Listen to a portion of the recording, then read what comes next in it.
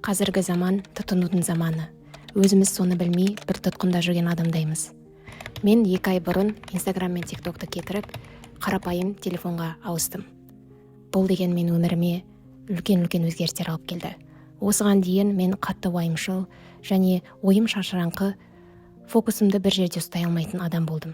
Ал ол мәселелердің басты себебі скроллинг, қоғамдық жүйелерде жиі отыру болды. Біздің миымыз үнемі жаңа стимул іздейді. Жылдам, жеңіл, ойландырмайтын нәрселерді. Сол себепті скроллинг өте оңай әдетке айналды. Қазіргі заманның үлкен бір мәселесі ол брейн рот деп аталады. Адамдарға қарасаңыз, қазір фокусымыз өте шашыраңқы, сабырсыз және де әрдайым шаршап жүретін, уайымшыл, бір нәрсені аяғына дейін жеткізуге қиналатын адамдар болып кеткенбіз. Хей, сәлем, бұл видеоны мен бірден бастап кетейін. Жақында өміріме енгізген осындай өмірлік стильмен сіздермен бөліскім келеді. Мен ойлаймын, бұл видео сіздерге пайдалы болады деп. Қазіргі өміріңіздегі мәселелердің себебі осы нәрсе болар деп ойлаймын. Себебі менің өзімде көптеген мәселелеріме кедергі болған, басты себеп болған осы нәрсе болып шыққан. Және қазір емі шипасы тиіп жатыр, өзгерістер өміріме еніп жатыр және өзімде таңғалдым. Бұндай керемет нәрсемен әрине мен өзімнің аудиториямен бөліскім келеді. Сіздерге пайдасы тиіп қалар деп үміттенемін. Ал кеттік. 2 ай бұрын мен Инстаграм және ТикТок қосымшаларын кетіріп тастадым және үлкен бір өзгеріс енгіздім өміріме. Мен басқа бір телефон алдым. Ол мынадай телефон. Бұл баяғы кездегідей кнопочный, осындай лягушка телефон алдым. Мұнда менде тек messages бар, сообщение жазатын, звондауға және ақша төлеуге, такси шақыруға тек қосымша бар, болды, басқа еш нәрсе керек жоқ. Бұлай қарасаңыз, телефон бізге не үшін керек? Телефон бізге байланыс үшін керек, иә?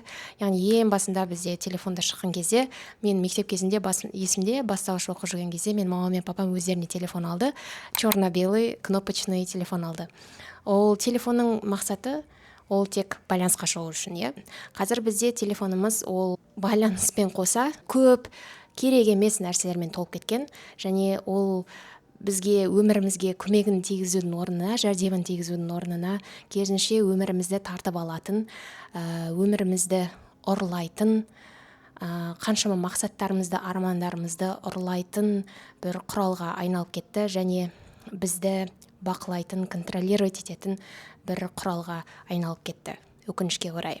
Былай ойласаңыз болады, кішкентай балалар жылаған кезде, сәби жылаған кезде, оны жұбату үшін оңай жолы, оны көтеріп, әлдейлетіп, дөңнің орнына қолын бос болмаған кезде оңай жолына аузына соска бересің, иә?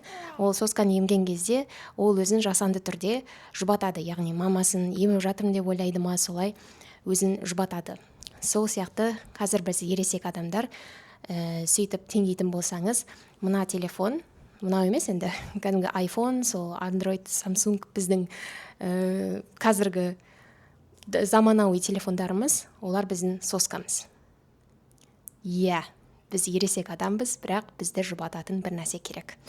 Былай байқасаңыз, біз сосканы телефонымызды қай уақытта пайдаланамыз? Біздің ішіміз пысқан кезде телефонымызды аламыз.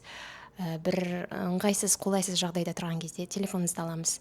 Бір адам лифтта тұрған кезде, мысалы, қасыңызда бір көршіңіз тұрса, көршіңізбен сөйлесудің орнына, немесе жымиюдың орнына ыңғайсызданасыз да, телефоныңызды аласыз. Деген сияқты сондай өзімізді жұбату үшін осы соскамызды пайдаланады екенбіз.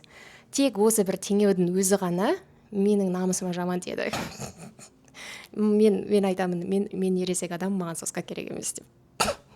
Тағы бір мәселесі, ол егер сіз сондай уайымшыл болып жүрген болсаңыз, бір нәрсені бастап, аяғына дейін апара алмайтын, сондай шыдамсыз, бір нәрседен екінші нәрсеге секіре беретін, фокусыңызды ұстай алмайтын, сондай адам болатын болсаңыз, онда осы қазіргі біздің ұстап жүрген телефонымыз, яғни сондағы шорт, қысқа форматтағы контентті скроллинг жасап қарауымыз, соның барлығы біздің фокусымызды тежейді. Және біздің менталды нагрузканы соны өте көбейтеді. Және бізді ADHD деген СДВГ сияқты орысшасы сол диагнозға бізді алып келеді. Яғни ADHD мен ауыратын адамдар, олар бір нәрсені жасап отыра алмайды. Ол бір нәрседен екінші нәрсеге секіріп кете береді, бір нәрсені істеп жатыр, басқа нәрсені ойлап отырады деген сияқты андай шаршаңқы жүретін адамдарды ADHD деп айтады. Қазір қарасаңыз, қазір көптеген адамдар сол ADHD-дің симптомдары бар. Менің өзімде сол симптомдар әлі де бар, бірақ қазір кішкене азайды.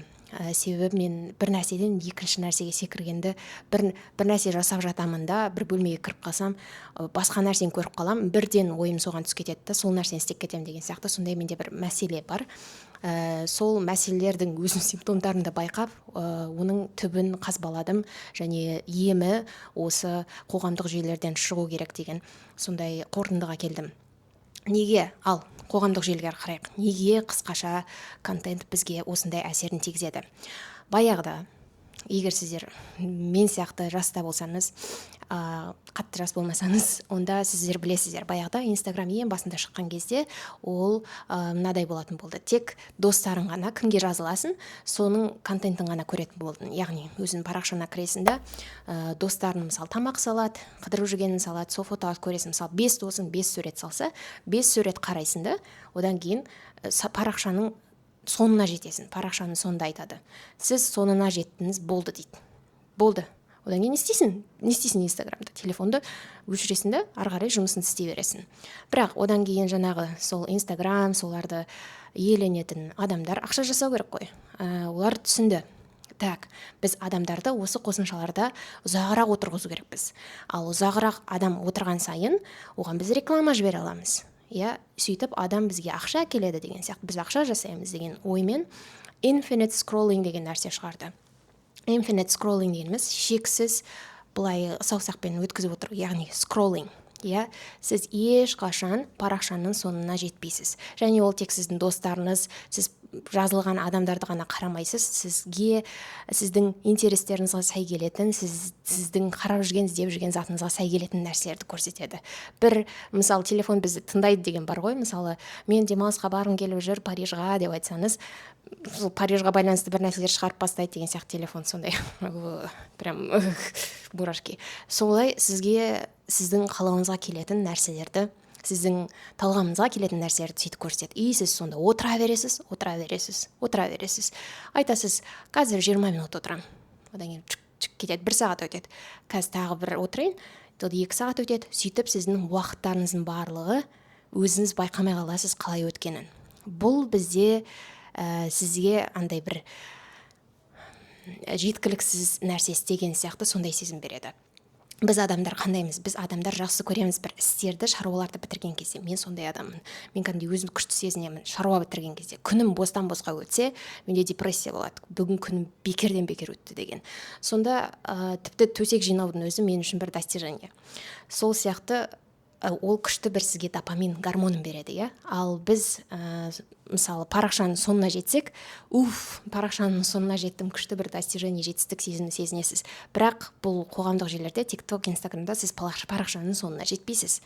Яғни сізде ешқашан сол сезім берілмейді ол сізге. Сіз ойлайсыз: қазір бір видео қараймын, осыдан кейін маған пайдалы, өмірімді өзгертетін бір видео шығады. Точно, қазір күшті бір рецепт шығады мен іздеп отырған деген сияқты. Қарай бересіз.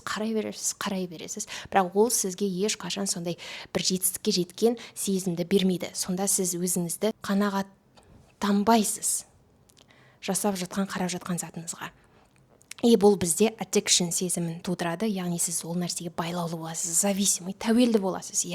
Мысалы, адамдар темекіге тәуелді ғой, олар темекіні тастап кету оларға өте қиын. Себебі неге бізге әдетті тастау қиын? Өзімізге зиян әдеттерді тастауымыз қиын. Себебі ол миымызда былай жұмыс жасайды. Миымызда бізде жүйке жасушалар бар ғой. Олар бір нәрсе істеген кезде бір жүйке жасуша екінші жүйке жасушаға ақпарат жібереді. Сосын ол көпір сияқты. Постоянно тұрақты түрде ақпарат жіберген сайын ол көпір бізде қандай мықты көпір болады да, ол бізде автоматты түрде өйстіп атыла береді. Сізге даже андай ойланып та керек емес, сіз оны на автомате жасайсыз. Мысалы, машина, көлік айдайтын адамдар, олар ойланып, керемет басында ойланып, үйреніп не істейсің, айдайсың, бірақ одан кейін үйреніп кеткеннен кейін сен ойланбайсың, ол автоматты түрде айдайсың сен ол машинаны. Телефон қарап отырып айдайсың ол машинаны, өлең айтып, әңгіме айтып отырып айдайсың ол машинаны. Сол сияқты әдеттер, сондай жеке жасушалары арасында мықты көпір пайда болады. Сол сияқты адам темекі тартқан кезде ол сондай мықты көпір, иә. Ал ол көпірді сен кесіп тастай алмайсың. Қиын ол әдеттен арылу. Сол сияқты біз телефонымызға осындай тәуелді болған кезде, жаңағыдай контентке, қысқаша контентті қарауға, стористарды қарауға тәуелді болған кезде, ол әдеттен арылу өте қиын. Мен бір жыл бұрын бір видео салған едім. Осы телефонда қалай аз уақыт өткізуге болады деген лайфхактармен бөлісемін. Мен оның барлығын істедім. Скрин тайм қойдым өзіме, приложенияларға лимит қойдым, например, 20 минут отырасың, 15 минут отырасың, шығады деген сияқты. Күнде 40 минуттан астам Инстаграмда отырсаң, ол саған андай бір сообщение келеді, уведомление. Сіз 40 минуттан астам отырыңыз, болды, кіре алмайсың деген сияқты.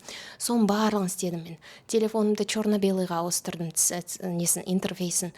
Барлығын істедім, бірақ еш нәрсе жұмыс істемеді. Неге? Себебі ол менің зиян әдетім.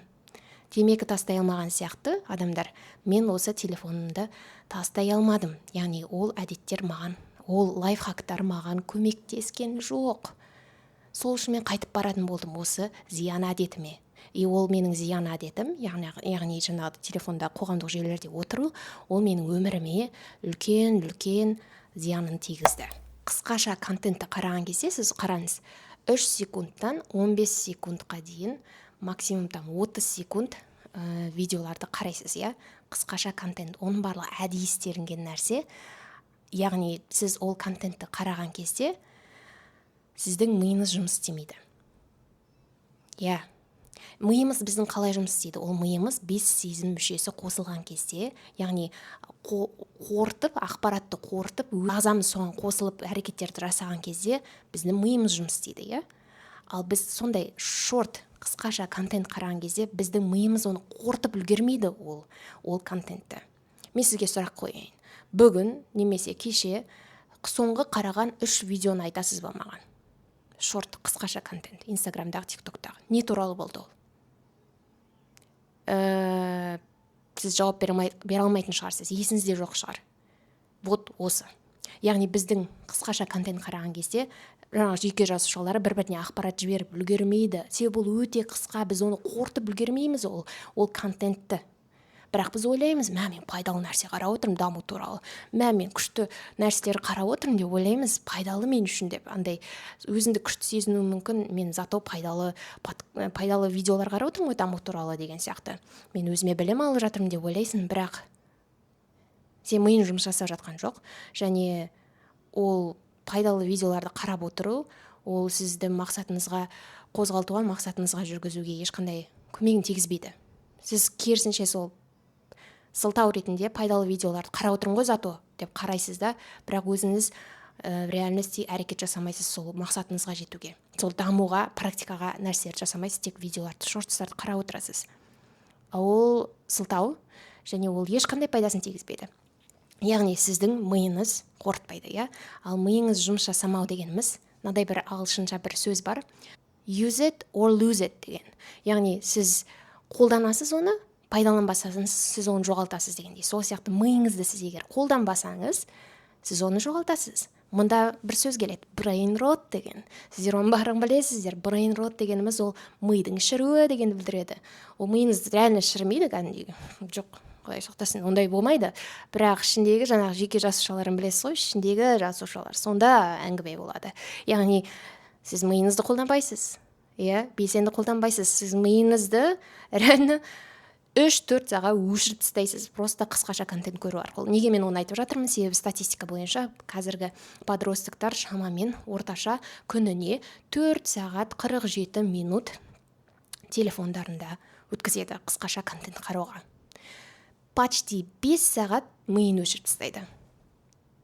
Біз күніне ояу жүреміз, 16 сағат ояу жүреміз, соның 5 сағаты, жақсы 4 сағаты миымызды өшірумен өтеді, қысқаша контент қараумен.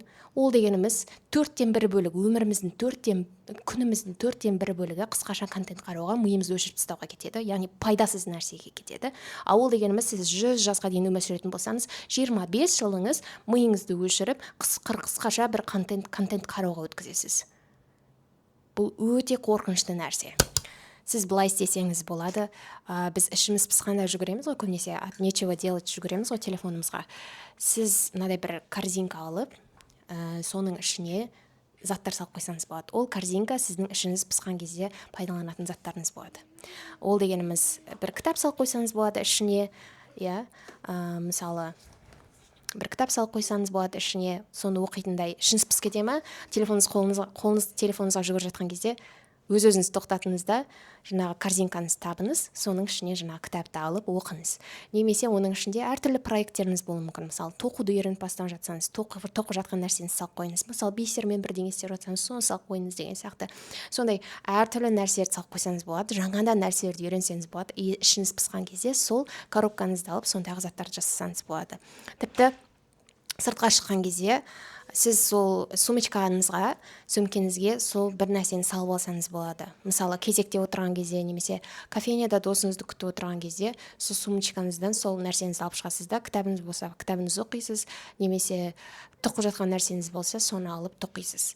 Сонда сіз кейде біз просто от нечего делать, просто басқа нәрсе болмағандықтан біз сол телефонға жүгіреміз. Ал егер сізде басқа нәрсе болса, сіз сол нәрсені істей аласыз. Ол нәрсені істеген кезде, мысалы, кітап оқыған кезде, немесе тоқыған кезде, басқа нәрсені істеген кезде сіздің басқа сезім мүшелеріңіз процесте болады, яғни барлығы бірге жұмыс жасайды. Ол не деген сөз? Миыңыз жұмыс істейді. Сіз бір нәрсе үйреніп жатырсыз, сіз бір нәрсе істеп жатырсыз, сізде реально experience, реально тәжірибе болып жатыр, сіз адам екеніңізді сезініп жатырсыз, өмір сүріп жатырсыз.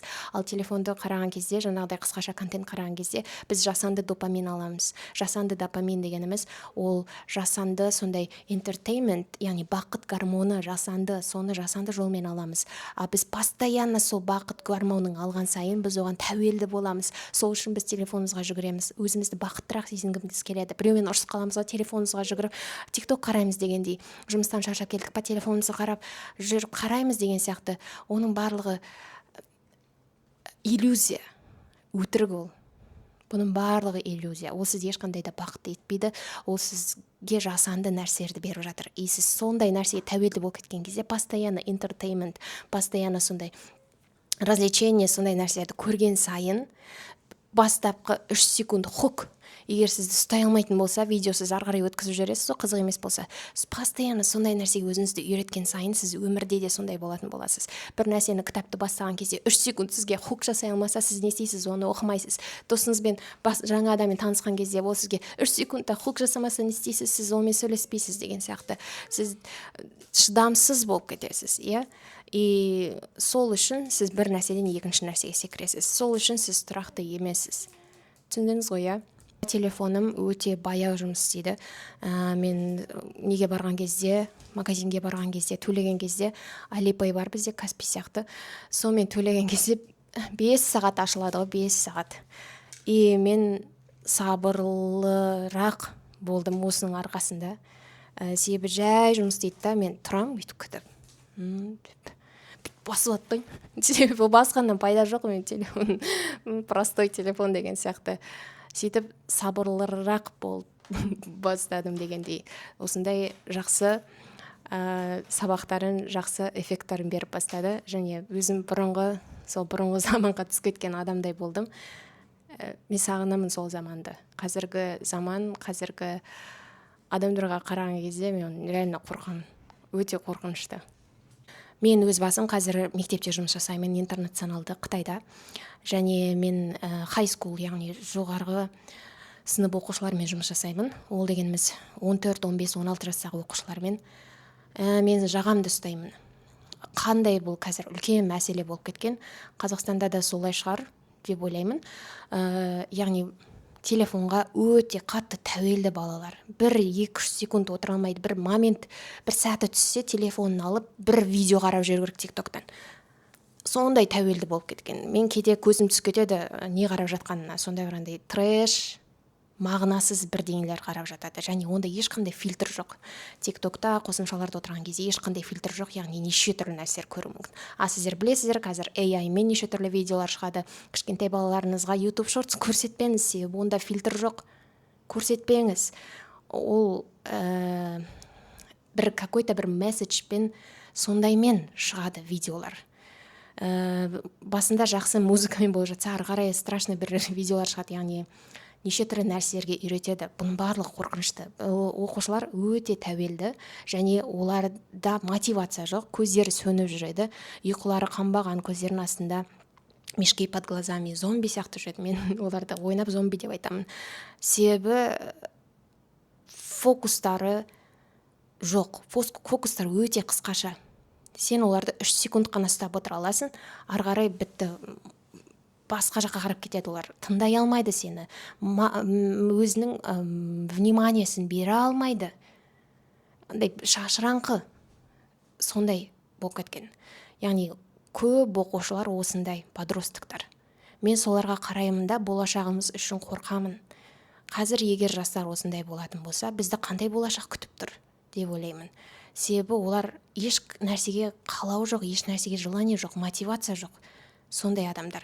Корпорациялар ақша жасау үшін, осы капканға түсіру үшін, тұрақты клиенттерін жасау үшін баланы кішкентай кезінен бастап үйретеді. Яғни біздер, мен өз басым қызыма YouTube көрсететін болдым, YouTube Kids. Мен өзім фильтр қоямын, бірақ оны постоянно қарап отыру керек болатын болды, себебі жасанды интеллектпен неше түрлі видеолар шығып кететін болды. Ол барлығы жаман. Себебі YouTube Kids'тің өзін қарағанның өзінде, ол қараған кезде андай рекомендация шығып тұрады астынан. Ол неге үйретеді баланы? Шашыраңқы фокусы. Ол тағы басқа күшті зат бар. Мына күшті зат бар. Мынаны қарағың келеді. Мынаны емес, мынаны қарағың келеді. Яғни андай бір нәрседен екінші нәрсеге секіре беретін, сондайғы қылып үйретеді оларды. Фокустарын ұстамайды, және реклама көп жібереді. Тіпті ойын ойнаған кезде, қазір біз ойнатпай жүрміз, бірақ ойнайтын болды. Ана белая кошка бар ғой, Том сияқты. Сол ойындарды ойнайтын болды. Онда рекламалар шығады. Мына көйлекті сатып ал деген сияқты. Яғни балалар не істейді? Балалар өздерін контролировать ете алмайды. Кішкентай балалар ғана емес, бұл подростктар 12-13 жастағы балалар өздерін контролировать ете алмайды. Біз ересек адамдар реклама көрсек бәрін сатып ала бермейміз, біз өзімізде кішкене контроль бар, біз түсінеміз ол нәрсені. Self-awareness деп айтады ғой, ол жаңағы кішкентай балаларда ондай нәрсе жоқ. 12-13 жастағы балалар егер видеогейм ойнап жатқан кезде реклама шығатын болса, автоматты сатып ал, саған мына кирпич керек деген сияқты болса, олар оны сатып алады, импульсивно сатып алады. Себебі оларда ондай контроль жоқ, олар тәуелді. Өйстіп әңгіме келе жатып, жаңағы контент туралы әңгіме айтып жатырмыз ғой, осы маған соңғы тамшы болған.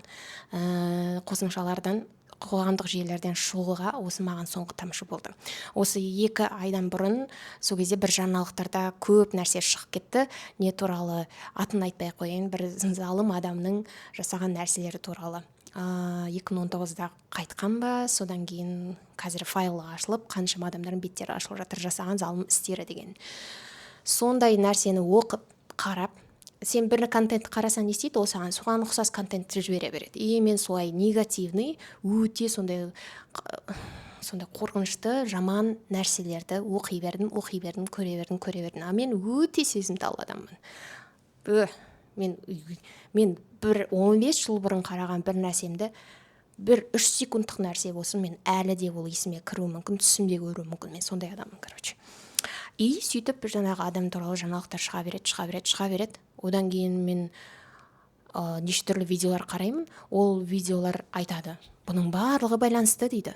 Медиа, бұның барлығы жаңағы шоу-бизнес, бұның барлығы байланысты дейді. Мынау біздің қоғамдық жүйелеріміз, Диснейленд мультиктары, ондағы неге балалардың ата-аналары болмайды мультиктарда деген сияқты.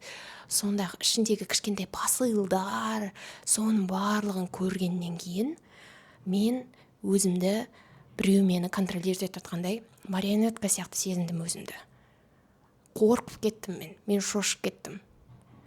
Шынымен де біз андай мисыз андай адамға айналып бара жатырмыз, андай деп жүріп бара жатқан дегенше, кішкентай балаларымызға көрсетеміз деген. Маған сол соңғы тамшы болды, себебі мен именно кішкентай баланың қауіпсіздігіне келген кезде мен оған қатты үлкен реакция беремін. Мен ол прям жүрегім көтере алмайды, санам көтере алмайды ол нәрсені. Мен сол нәрсені көргеннен кейін, оқығаннан кейін болды дедім, тастаймын дедім, таста дедім. Солай Инстаграм, ТикТогымда қосымшаларды кетіріп тастап осындай жай ғана телефон сатып алдым. Бұл телефонды сыртқа шыққан кезде осы телефонмен шығамын. Сөйтіп менің санам тазара бастады. Себебі мен телефоным айфонмен жүрген кезде қоғамдық желілерде мен күнделікті неше түрлі жаңалықтар көретін едім. Қазіргі заманда, әсіресе қазір неше түрлі нәрсе болып жатыр. И ойлаңызшы, сіз күнде соның бәрін оқыған сайын, көрген сайын адам не істейді? Оның барлық пропаганда, оның барлығы әдейі істелінетін нәрсе бізге көрсетеді. Оның барлығын адам өз-өзін ешқандай көмегін тигізе алмайтын, сондай бесполезный адам сезіну үшін көрсетеді оның барлығын. Адам өз-өзін үмітсіз сезініп бастайды. Мен не істеймін бәрібір, мен қандай көмегім тигізе аламын бәрібір. Өмір деген жаман, өмірді барлық жаман нәрселер контролирует. Біз беспомощныймыз деген сияқты сондай адамға үмітсіздік сезімін сыйлайды. Сол үшін біз депрессияда жүреміз. Бұл ментальный денсаулығыма қатты әсер етті. Бірақ қазір 2 айдан астам уақыт үйтіп күнделікті консюминг жасап жүрген жоқпын. Мен жаңалықтарды басқа достарымнан біреулерден әңгімелескенде сұраймын, олар маған айтады, бірақ мен оқып қарап жүрген жоқпын. Сөйтіп менің санам тынышталды. Басында ломка болды. Басында сіз әдетті тастаған кезде сіз оны іздейсіз ғой. Жаңағы адам темекі тастаған кезде темекіні іздейді деген сияқты. Менде сондай ломка болды. Басында телефон іздейтін болдым. Бірақ уақыт өте келе мен оның пайдасын, нәтижелерін көріп бастадым. Яғни мен қазір телефоннан құсқым келеді. Білесіздер ме? Менде Pinterest бар. Pinterest'тан алдында идеялар қарап отқан едім. Бір 15 минуттан астам бүйтіп қарап отқаныма мен жүрегім айнып кетті, құсқым келіп кетті. Сонда бұл мен үшін жақсы сигнал болды. Значит, менің ағзам бұл нәрсеге үйренді. Мен телефон бар екенін ұмытып кетемін. Яғни телефонда жоқ болғаннан кейін бұл маған андай дикий нәрсе болып көрінеді. Мен ағзам уже қабылдай алмайды екен ол нәрсені. Бірақ тигіз жатқан пайдалары мен осы шақта болып бастадым. Сезініп бастадым. Өмір сүріп бастадым. Яғни кішкентай қызыммен жұмыстан келгеннен кейін кішкентай қызыммен уақыт өткізетін болдым. Демалыста жүрген кезде демалатын болдым. Мен сол телефонды қараудың орнына мен үшін пайдалы нәрсемен жұмыс жасайтын болдым. Яғни оқи алмай жүрген кітабымды оқимын. Сабақ оқу жүрмін. Қазір ешқайда мазам секірмей, телефон қарап үйтіп мазам секірмей, мен кәдімгідей фокусымды жіберіп оқуымды оқимын. Жұмыста жүрген кезде телефон жоқ қой менде. Мен жұмыста жүрген кезде 100% жұмысымда адал жұмыс істеймін. Мен яғни барлық нәрселерімді сапалы істейтін болдым. Бұл дегеніміз сізді кәдімгідей адам екенін сезіндіреді. Сіз кәдімгідей әрекеттер жасап бастайсыз, сіз үшін маңызды. Себебі неге мен байлаулы болдым телефоныма? Себебі менде арқамда бір жауапкершілік болды. Мен блогермін ғой, мен контент-мейкермін ғой. Өзіме сондай ярлық қойып алдым. Мен контент түсіруім керек деген. Яғни постоянно бір сондай арқамда жүк тұратын болды. Демалыста хотя бір рилс түсіру керек деген сияқты. Қандай рилс түсірсем екен? Сосын рилс үшін, идея үшін бір видео қарайсың, одан кейін оған музыка іздейсің деген сияқты. Барған жерінде бір әдемі нәрсе көрсем, әдемі жерге барсам, бір нәрсе көрсем, сторисқа салуым керек. Неге? Ол маған бір сондай жұмыс сияқты сезетін болды. Мен істеуім керек соны. Мен барған жерінде әдемі нәрсе көрсем, телефонды алып шығамын, сторисқа саламын деп түсірем соны. Бірақ осы біз демалысқа барып келдік. Мен қаншама адамдармен кездестірдім, әдемі жерлерді көрдім, әдемі тамақтарды жедім. Бірақ бірде-біреуін фотоға, видеоға түсірген жоқпын, сторисқа салған жоқпын. Бұл не деген еркіндік? Андай прям моменте болдым. Керек емес, түсіріп бұның барлығын керек емес. Осы ментальный скриншот жасаймын. 5 өзімнің сезім мүшелерімен осы шақта болып, осыны мен есіме сақтайын лучше деген. Қазір мен галереяма кірсеңіз, ешнәрсе жоқ галереямда почти. Скриншоттар, бір нәрселер ғана, жұмысқа байланысты Қытайда жүрген сөздер, соларды аудару үшін ғана. Бұл деген сізге үлкен еркіндік береді. Менің сөйтіп арқамнан бір жүкті алғандай сезім болды. Қазір мынадай бір сөз бар, офлайн өмір дегеніміз ол роскош дейді. Оны кез келген адам өзіне позволять ете алмайды. Себебі адамдар сіздің өміріңізде болып жатқан барлық нәрсені біліп керек емес. Сіз барлығымен бүкіл нәрсені бөлісіп керек емес. Бұл шынымен де роскош екен. Мен өзімді реально бай сезім адам болып сезіндім, және өзімді еркін сезініп бастадым. Міне осындай жесткий нәрселерді өміріме енгіздім, бірақ 2 айдың өзінде вау, мен санамда, мен жүрегімде, ойларымда қаншама нәрселерді байқадым. Менің арақатынастарым, отбасымдағы арақатынастарым, жұмыстағы мен жасап жүрген сапалы нәрселерім, оқуымдағы нәрселерім, фокустың барлығы жақсарды. Мен уайымшылдығым азайды. Сол үшін алдыңдағы видеомда біреу комментарий жазған еді, бір нәрсені аяғына дейін жеткізе алмаймын, басқа нәрсеге секіріп кете беремін, осының қалай арылсам болады деп. Мен сізге айтарым, мен ойлаймын, осы себебі осы нәрсе болуы мүмкін. Себебі бұл қысқаша контент осылай біздің миымызды прогресс жасамайды, керісінше біз артқа кетеді екенбіз. Сөйтіп тұтқынға түседі екенсіз. Және сіз постоянно осындай қоғамдық жүйелерде болған кезде ол дүние ғой. Дүниеге кетеді ойындарыңыздың барлығы, және рухани жағыңыз қарамайды ететін болады, ақсайтын болады по-любому. Мен өзімде ол нәрселерді байқадым. Қазір енді андай болады ғой, бір жестко бір травма аласың да, одан кейін емделіп өз-өзіне келіп бастайсың ғой. Менде сондай болып жатқан сияқты, как будто ағзам енді өз-өзіне келіп жатқандай, мен санам енді өз-өзіне келіп жатқандай. Месси болып кеткен, бардак болып кеткен өмірімдегі нәрселерді енді жай-жайдан жинап жатырмын. Енді тұман, сол басымда болған тұманның барлығы жай-жайдан енді тазарып келе жатыр. Бұл қоғамдық жүйелер, қысқаша контент, әсіресе ол сіздің өміріңізді ұрлайды. Бұл ақша төленбейтін, жалақы бермейтін жұмыс мен үшін. Сондықтан ойланып қараңыз, өзіңізге де осындай рефлекшн жасап қараңыз. Себебі осылай ары қарай кете берсек, біз балаларымызға да, мен өзім қызым бар, қызымның көз алдында егер мен сондай телефонмен отыратын тәуелді адам болатын болсам, ол маған қарап үйренеді. Сіз тек үлгімен ғана үйрете аласыз. Сондықтан өзіңізден бастау керексіз. Және мен қызымның болашағы үшін уайымдаймын, қорқамын. Сондықтан мен оған дұрыс тәрбие бергім келеді, дұрыс үлгі көрсеткім келеді, және өзімде саналы жағынан осындай тыныш, жүрегім тыныш, сондай өмір сүргім келеді.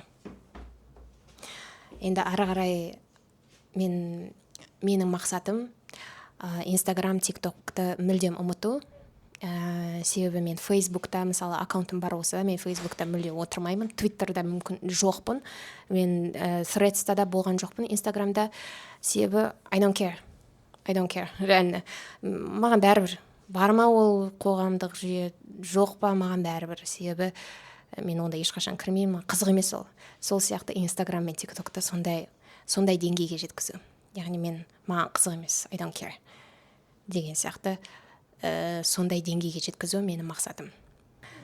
Сіздерге бұл видео пайдалы болды деп үміттенемін. Өзіңіз шешім қабылдаңыз. Мен сізге ешқандай нанс деп жатқан жоқпын, бірақ мен реально маған көмектескен нәрсемді сіздермен бөлісемін. Керегін өзіңізге алып алыңыз. Ал егер жаңағыдай лайфхактарды көрем дейтін болсаңыз, жаңағы телефонға қоятын лайфхактар маған жұмыс істемеген болса, мүмкін сізде сила воли күштірек шығар. Сіз соны байқасаңыз болады, қарап кетсеңіз болады. Жақсы, келесі видеода кездескенше, бай-бай.